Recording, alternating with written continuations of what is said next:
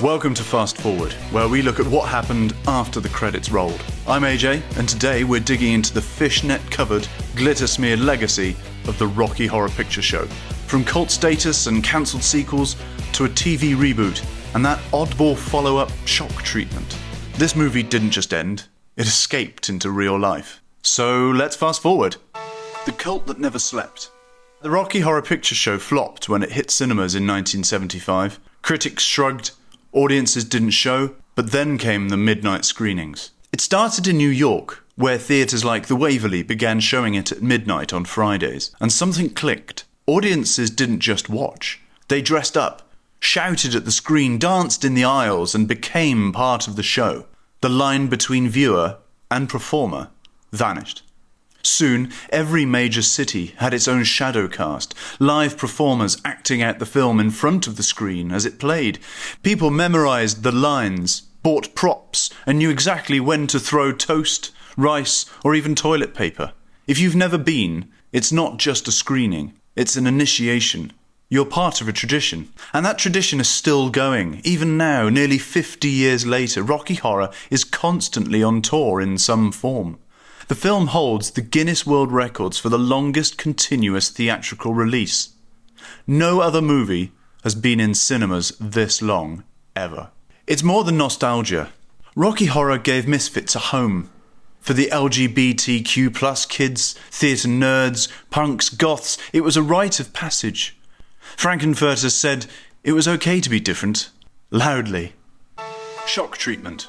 The sequel that wasn't. Or was it? With Rocky Horror's growing fan base, a sequel seemed inevitable. Richard O'Brien had written one. Rocky Horror shows his heels. But it never got off the ground. Caste conflicts, rights issues, and maybe a sense that lightning couldn't strike twice derailed it. What we got instead was 1981's Shock Treatment. Not quite a sequel, not quite a reboot, but definitely related. Brad and Janet are back, though played by different actors. And the town of Denton, it's no longer just weird, it's a television studio. Literally. Every building, every street, every person is part of a broadcast. The citizens are audience members, the cast are contestants, and the plot? It's about turning regular people into media products. And here's where it gets interesting. A lot of people in hindsight have compared Shock Treatment to The Truman Show. And that's not a stretch. Both take place in totally artificial towns built for television. In both, characters are manipulated by a controlling media. And both explore themes of surveillance, identity, and the way television turns people into products. Feels a little bit close to the bone, doesn't it? Janet gets seduced by fame and becomes a pop icon. Brad gets institutionalized for being off-brand. The system rewards conformity and sells rebellion. It's messy, satirical, and strangely ahead of its time. You could honestly say Shock Treatment was a bizarre glam rock forerunner to The Truman Show, just with more glitter and fewer subtle metaphors. Instead of Ed Harris in a beret, you get Richard O'Brien in sparkly glasses. It wasn't a hit, but it has gained a cult following of its own. The songs are catchy, the satire sharp, and while it lacks the charisma of Dr. Frankenfurter, it doubles down on weirdness. If Rocky Horror was about liberation, Shock Treatment is about what happens when the cameras keep rolling. It bombed on release, but like Rocky has developed its own following, it's darker, slicker, and more cynical. There's no Frank, but O'Brien's musical style is all over it, and the songs hold up surprisingly well. If Rocky Horror is a party, Shock Treatment is the hangover where you realise the TV's been watching you. The reboots that time forgot.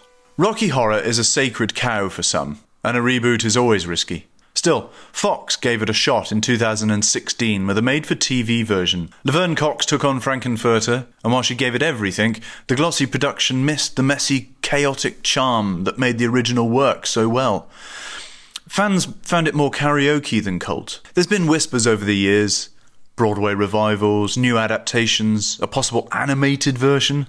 Not too sure about that. But nothing stuck. Even Richard O'Brien has said he wouldn't want to revisit it without Tim Curry. Jim Sharman. Let's talk about the guy behind the camera, Jim Sharman. He directed both the original stage version and the film of Rocky Horror, but his background is even more interesting than that. Sharman came from an Australian showbiz family. His father ran a travelling tent boxing show, and Jim pivoted from spectacle to theatre. He became known in the late 60s and early 70s for staging provocative, groundbreaking productions, including Hair and Jesus Christ Superstar, often before they hit big internationally. He was deeply influenced by European avant-garde theatre, and his work consistently pushed the boundaries around sexuality and identity. The Rocky Horror Picture Show, the stage musical, was his creative partnership with Richard O'Brien. It started in a small upstairs theatre in London in 1973 and blew up almost overnight. Sharman directed only a handful of films: Rocky Horror, Shock Treatment, and The Night the Prowler, the most notable. After that, he went back to theatre in Australia, directing a huge list of everything, from opera to indie productions. But he always maintained this ethos: art should be subversive, and theatre should be alive. Without Sharman's theatrical instincts and stage blocking, the over-top performances, the way the film feels performed rather than filmed, Rocky Horror wouldn't have become what it is. It's a musical made by someone who loved theatre, but also wanted to burn down the rules. Sharman's 2008 memoirs, Blood and Tinsel, is published by Melbourne University Publishing, and it talks about the childhood on the road with Jimmy Sharman's boxing troupe, and also speaks out for the first time about the Rocky Horror Picture Show and his many, many productions. Well, that's it for this Fast Forward. I'm AJ. Stay weird, stay loud, and don't dream it. Be it.